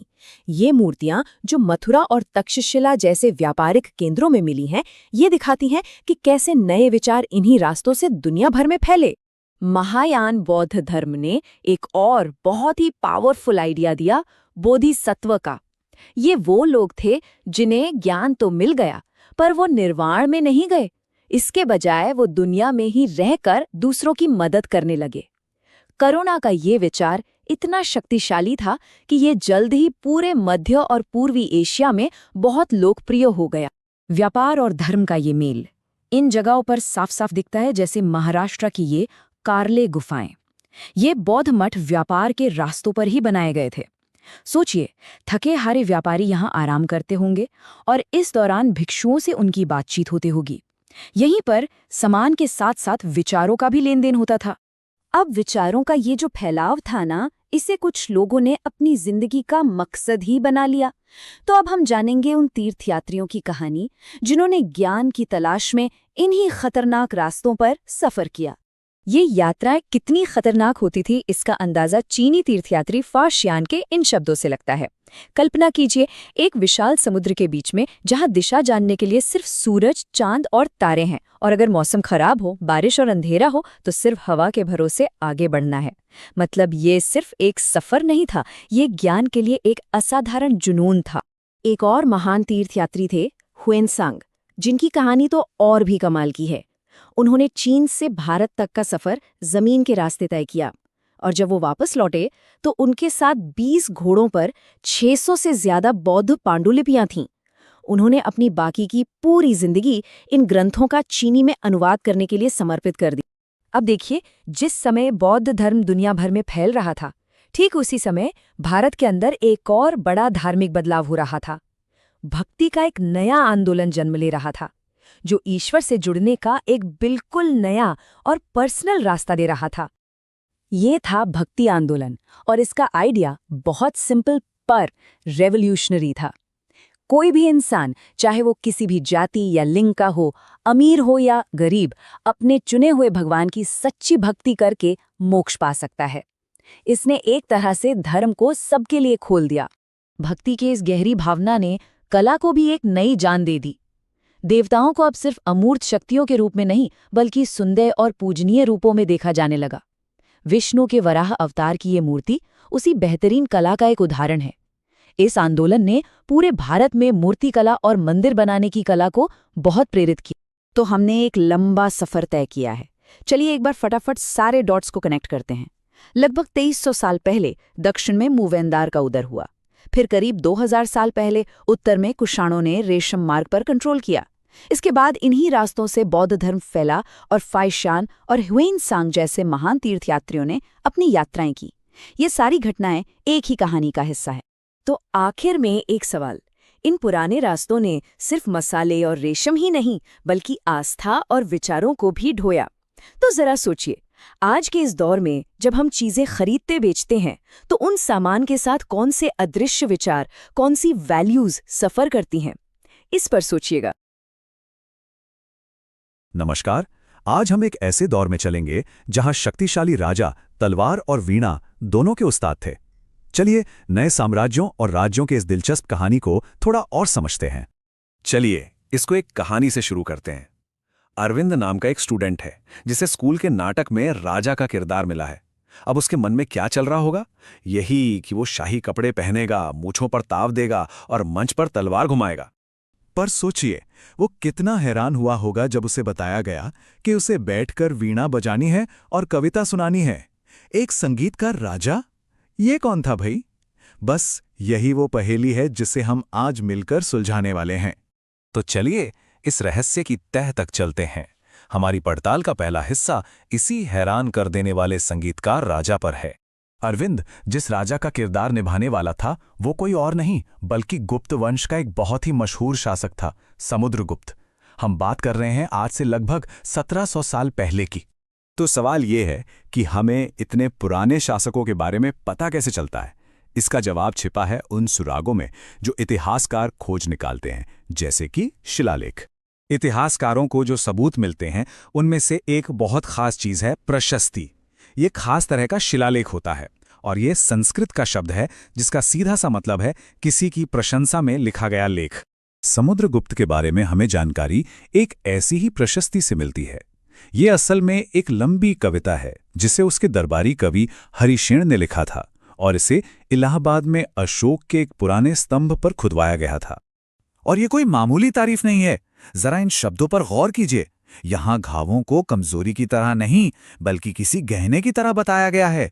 मतलब ये उसकी बहादुरी का सबूत थे। ये एक ऐसे योद्धा की छवि बनाता है जो जंग के मैदान से डरता नहीं था। अच्छा, तो प्रशस्ति में जो दावे किए गए हैं उन्हें जरा इस नक्शे पर देखते हैं। ये नक्शा हमें दिखाता है कि समुद्रगुप्त का प्रभाव 4 अलग-अलग तरह के इलाकों पर था, जिससे उसकी ताकत का अंदाजा लगता है। ये स्लाइड समुद्रगुप्त की बेहतरीन रणनीति को दिखाती है। उसने हर इलाके के लिए एक ही पॉलिसी नहीं अपनाई। सबसे पहले हरे रंग में आर्यावर्त के इलाके। यहां उसने 9 शासकों को हराकर उनके राज्यों को सीधे अपने साम्राज्य में मिला लिया। फिर दक्षिण में लाल बिंदु वाले दक्षिणापथ। यहां उसने 12 राजाओं को हराया, लेकिन उन्हें उनका राज वापस लौटा दिया, बस वो उसकी अधीनता स्वीकार कर लें। इसके बाद बैंगनी रंग वाले राजे थे जो भेंट भेजते थे और उसके आदेश मानते थे। और आखिर में नीले रंग के बाहरी इलाके, जिन्होंने हार मान ली और अपनी बेटियों के विवाह का प्रस्ताव भी रखा। ये जीत कूटनीति और नियंत्रण का एक मिला जुला मॉडल था। लेकिन क्या एक प्रशस्ति पूरी कहानी बता सकती है? शायद नहीं। पूरी तस्वीर को समझने के लिए हमें और भी सुरागों को एक साथ जोड़ना होगा। तो अब तक की कहानी से तो समुद्रगुप्त एक जबरदस्त योद्धा लगता है। फिर वो संगीतकार वाली बात कहां से आई? ये सवाल हमें सबूत के अगले टुकड़े की तरफ ले जाता है। और ये रहा जवाब। गुप्त वंश के जमाने के सिक्के मिले हैं जिन पर समुद्रगुप्त को वीणा बजाते हुए दिखाया गया है। ये योद्धा की छवि के बिल्कुल उलट है। शायद ये एक तरह की राजनीतिक रणनीति थी, ये दिखाने की कि राजा शक्तिशाली भी है और कला प्रेमी भी। एक ही इंसान, 2 बिल्कुल अलग पहचान। इससे ये पता चलता है कि इतिहासकार कैसे अलग अलग सुरागों को मिलाकर एक पूरी तस्वीर बनाते हैं। लेकिन हर राजा के लिए हमें एक जैसे सुराग नहीं मिलते। चलिए इसी दौर के एक और महान राजा हर्षवर्धन का उदाहरण लेते हैं। उनके बारे में हमें बिल्कुल अलग तरह के स्रोतों से जानकारी मिलती। जैसे कि राजा हर्षवर्धन के बारे में हमें हर्षचरित नाम की एक पूरी जीवनी से पता चलता है, जिसे उनके दरबारी कवि बाणभट्ट ने लिखा था। सोचिए, एक पूरी जीवन कहानी। ये हमें उस राजा की दुनिया के और भी करीब ले जाती है। तो हमने राजाओं के बारे में तो जान लिया, पर सवाल ये है कि इतने बड़े बड़े साम्राज्य आखिर चलते कैसे थे? चलिए अब थोड़ा प्रशासन पर नजर डालते हैं। इस दौर में प्रशासन में कुछ बड़े बदलाव हुए। कुछ जरूरी सरकारी पद वांछानुगत हो गए, मतलब बाप के बाद बेटा उस पद पर आता था। कभी कभी एक ही इंसान के पास कई बड़े पद होते थे। और तो और शहर के बड़े व्यापारियों और लेखकों जैसे ताकतवर लोगों की भी स्थानीय प्रशासन में अच्छी खासी चलती थी। और सेना का क्या? एक दिलचस्प सिस्टम था सामंत का।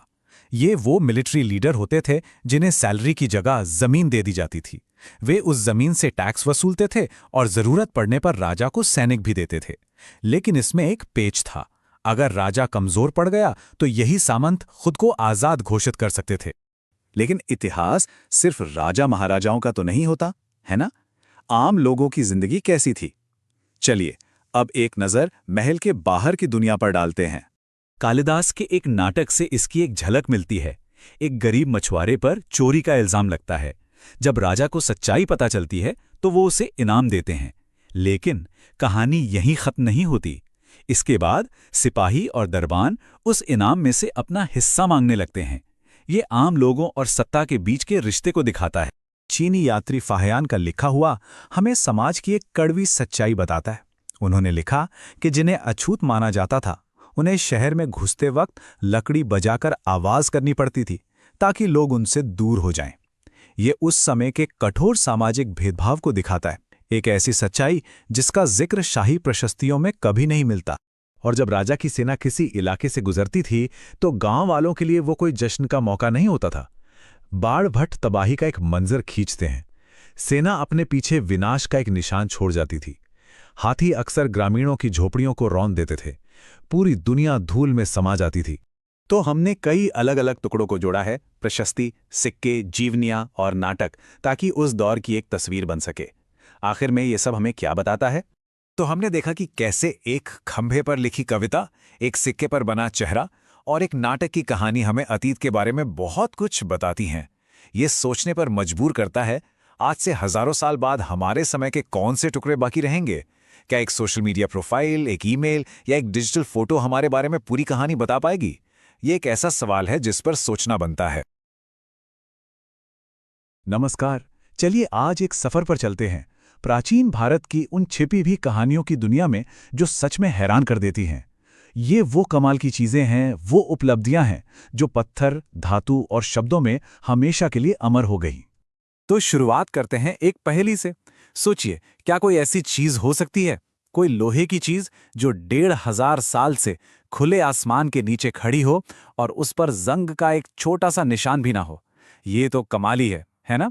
ये प्राचीन तकनीक का एक ऐसा रहस्य है जो आज भी बड़े बड़े वैज्ञानिकों को सोचने पर मजबूर कर देता है।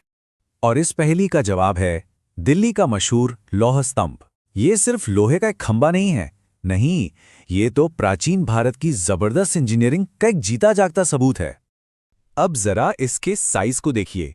ये स्तंभ 7.2 मीटर ऊंचा है, मतलब काफी ऊंचा, और वजन 3 टन से भी ज्यादा। इस पर एक शासक का नाम लिखा है, चंद्र। माना जाता है कि वो गुप्त वंश के थे, और इसी से हमें पता चलता है कि ये करीब करीब 1500 साल पुराना है। तो ये तो हुई एक अकेले स्तंभ की कहानी।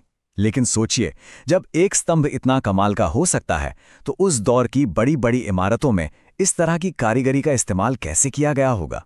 चलिए देखते हैं। उस समय की एक बहुत ही खास बनावट थी जिसे स्तूप कहते थे। स्तूप का सीधा सा मतलब है टीला।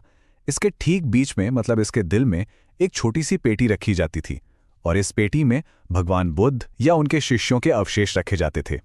और इसका सबसे बेहतरीन उदाहरण अगर देखना हो तो वो है सांची का महान स्तूप।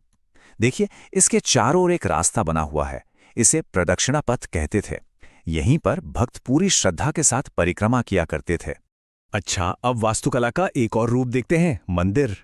और यहां बनाने का तरीका, जो फिलॉसफी थी, वो बिल्कुल अलग थी। देखिए, स्तूप कैसे बनते थे? नीचे से ऊपर की ओर, ईंट पर ईंट रखकर। लेकिन कुछ मंदिर वो एक ही बड़ी सी चट्टान को ऊपर से नीचे की तरफ काटकर बनाए जाते थे। कमाल है ना? यहाँ इन तस्वीरों में ये फर्क बिल्कुल साफ दिखता है। एक तरफ है सांची का स्तूप जो ईंटें जोड़ जोड़कर ऊपर की ओर बनाया गया है, और दूसरी तरफ है महाबलीपुरम के मंदिर जो एक ही चट्टान को तराशकर, मतलब घटाकर बनाए गए हैं। तो कह सकते हैं एक जोड़ने की कला है तो दूसरी घटाने की। और ये काम मतलब आसान तो बिल्कुल नहीं था, बहुत मुश्किल और बहुत ही खर्चीला। सोचिए, पहले तो सही क्वालिटी का पत्थर ढूंढो, फिर उसे तराशो और फिर उसे ठीक अपनी जगह पर लगाओ। हर एक स्टेप में जबरदस्त मेहनत और परफेक्ट प्लानिंग की जरूरत पड़ती थी। और एक बहुत दिलचस्प बात यह है कि इन बड़े बड़े प्रोजेक्ट्स को बनाने में पैसा कौन लगाता था? क्या सिर्फ राजा रानी? नहीं, ये एक तरह का सामुदायिक काम था।